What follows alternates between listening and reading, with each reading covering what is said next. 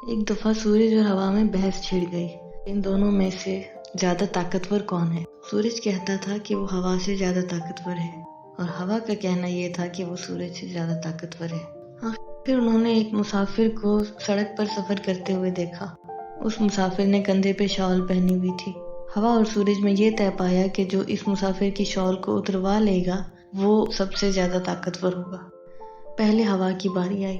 उसने मुसाफिर की शॉल को कंधे से उतरवाने के लिए पूरा जोर लगाया, लेकिन वो जितनी जोर से चलती मुसाफिर शॉल को उतनी ही मजबूती से पकड़ लेता था। ये सिलसिला चलता रहा और हवा की बारी खत्म हुई, लेकिन हवा उस शॉल को उतरवा नहीं सकी। उसके बाद सूरज की बारी आई।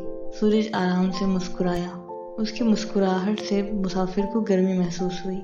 उसने शॉल को ढीला कर दिया। थोड़ी देर बाद सूरज मजीद गर्म हुआ और वो आहिस्ता आहिस्ता मजीद गर्म होता गया। सूरज इतना गर्म हो गया कि मुसाफिर को महसूस हुआ उसे शॉल की जरूरत नहीं रही।